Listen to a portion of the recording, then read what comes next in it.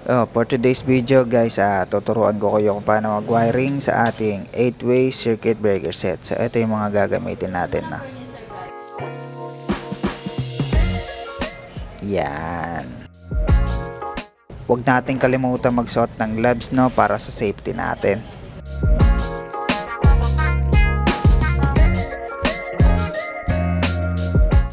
So ito yung ating 8-way circuit breaker set. Ang brand nga pala ng ating 8-ways ay Wixim. Ito yung main, ito yung mga kukonektahan niya.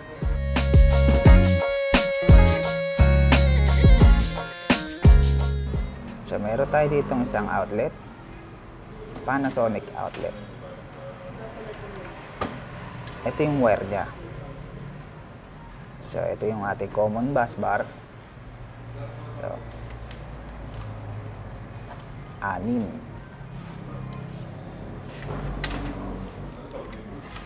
Ito naman yung outlet ng aircon.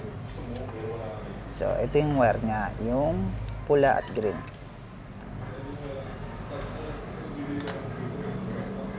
At yung ating switch, no? Bali may dalawa yung switch natin yan.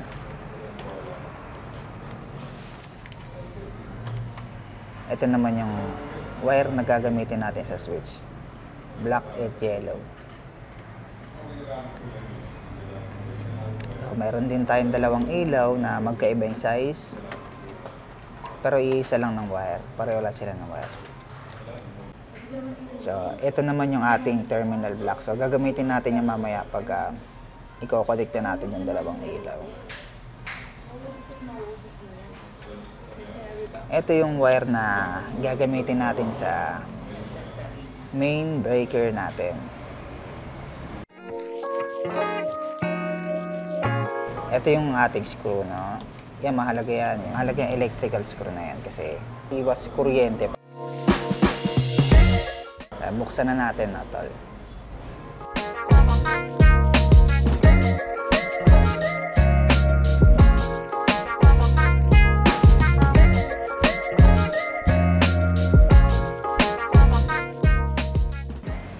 Ito yung ating grounding bus bar, 2. Ito yung ating supply, yung magsusupply ng kuryente. Ito naman yung ating load. Yung ating main breaker is 63 ampere, yung sumunod ay 32 at 220. Dito papasok yung kuryente at dito naman lalabas.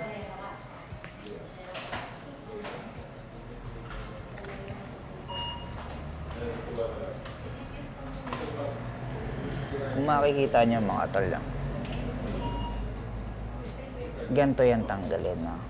Tutulak mo pataas. Tulak, tapos hatakin mo pataas. Yan. Ganyan lang kadali mga tol. Yan, sa pinapakita ko din kung bakit mo itutulak.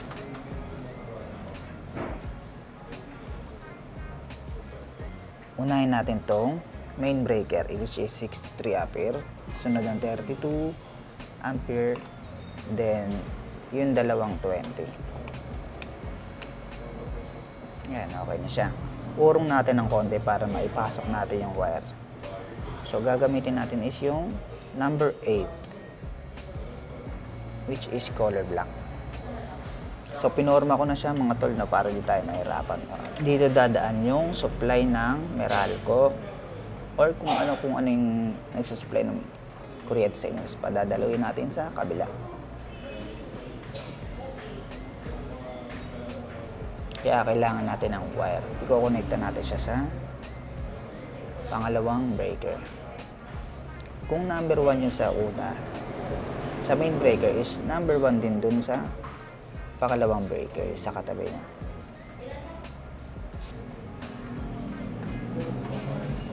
Okay, sa pangalawa naman tayo. Number 2 ng main breaker at sa number 2 ng second breaker. So, okay na mga tol, no? Ito yung ating common bus bar, no? Kailangan natin yan kasi yan yung magsusupply ng kuryente sa ibang breaker. So, papasok mo lang yan dyan.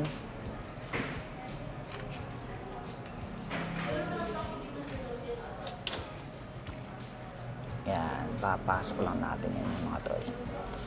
Higpitan muna natin. So, makikita mo hinigpitan ko yung pinasukan natin ng dalawang wire. Higpitan natin yung mga naipasok na natin. Unahin natin yung outlet ng aircon. So, meron niyang 4 na butas sa ilalim. Gagamitin natin wire ay ang red wire, which is the number 12. So, ayan. Diyan nyo lang siya ipapasok yung dalawa na yan. Yung dalawang wire na yan. Ayan.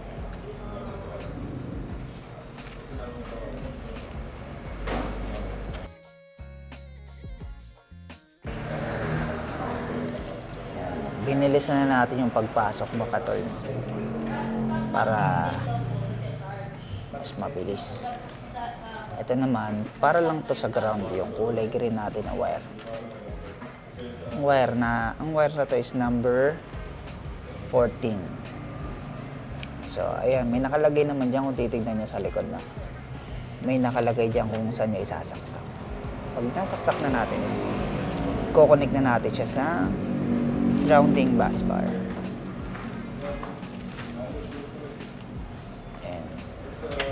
Higpitan lang natin para sigurado. Hatakin natin ng konti para maayos.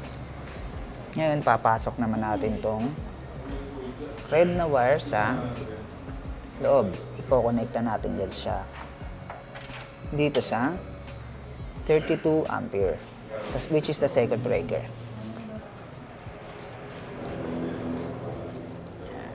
Yan. Diyan siya sa second breaker.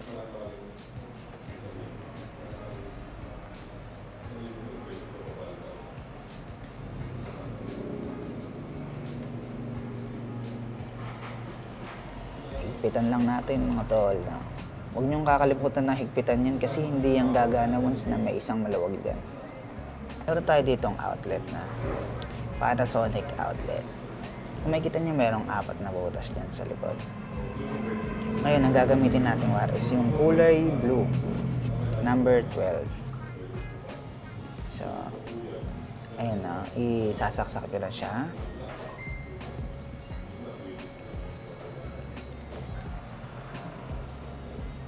Sa right side.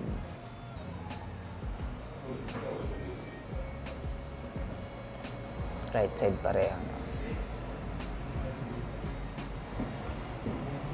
Yan papasok natin yung wire na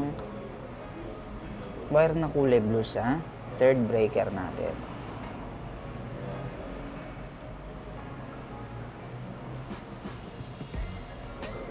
Yan, higpitan na natin siya.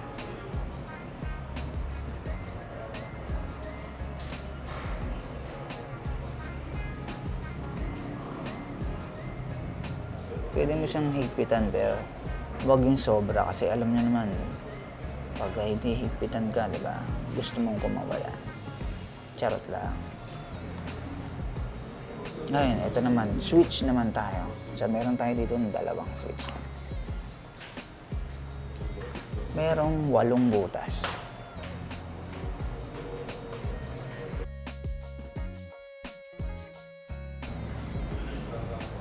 Gagamitin natin na wire is number 14, black and yellow. So, isusuksok natin yan, no? Suksok muna natin para mas madali. Yan.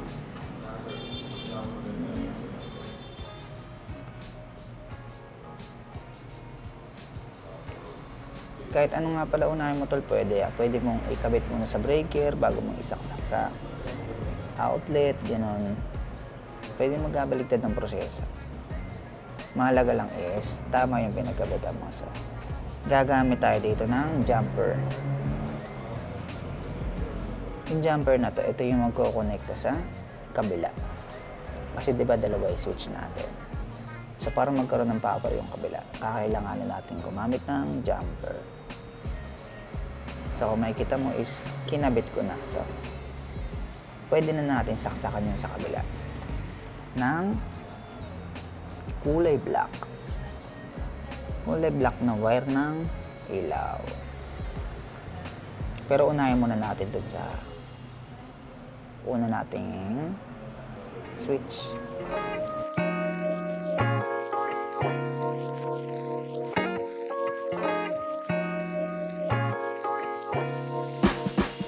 Yung dilaw, huwag niyo yung isasaksak dyan ha. Wala kayong isasaksak na kulay dilaw dyan. Ayan. Yung isa nating ilaw is, kukunin din natin yung black na wire na yun. Isasaksak natin dun sa kabila, which is may power na dahil sa ginamit natin na jumper. So, isaksak na natin. Nga pala, paalala lang mga tol, na kapag magagawa kayo ng electrical, lalo sa mga bago dyan, wag na wag kayong gagawa na nakasaksak o naka-on yung mga breaker na yan. Kailangan lagi naka-off. And gagamit tayo dito ng terminal block kasi pagsasamahin natin itong dalawang wire ng ilaw. Yung wire ng dalawang ilaw na yan. Yellow wires.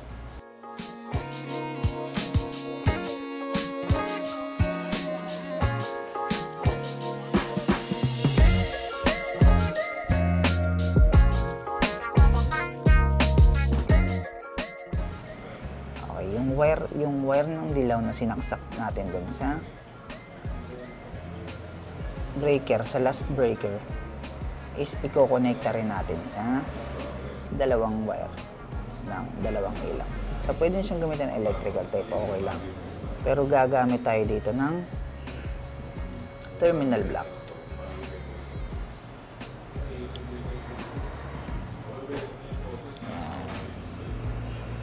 Kukunig lang natin dyan, no?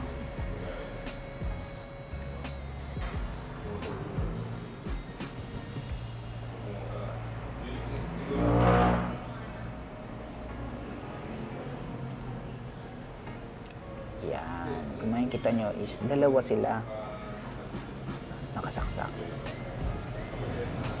doon sa ating terminal block. Tapos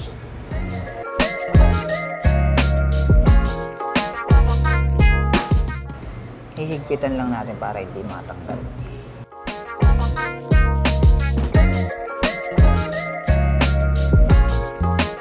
Yung ating common bus bar, no? Huwag niyong kakalimutan na higpitan yan lahat na yan dahil hindi yung gagana. May isang hindi gagana dyan kapag hindi niya mahigpitan.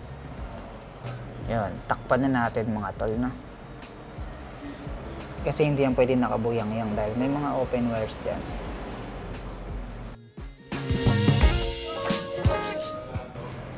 So, ito yung ating main breaker. So, buksan na natin.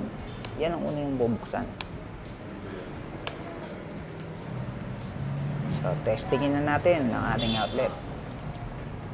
Umilaw mga tol. So, okay siya, no? Umilaw. Tingnan rin natin ito isang outlet. Umilaw rin ang ating tester. So, okay, no? Gumagana. Dumadali na maayos ang kuryente. Ito namang ating switch. Umilaw rin ang ating ilaw. So, okay na. Dito na po nitatapos ang ating video, mga sir. Salamat po sa panonood.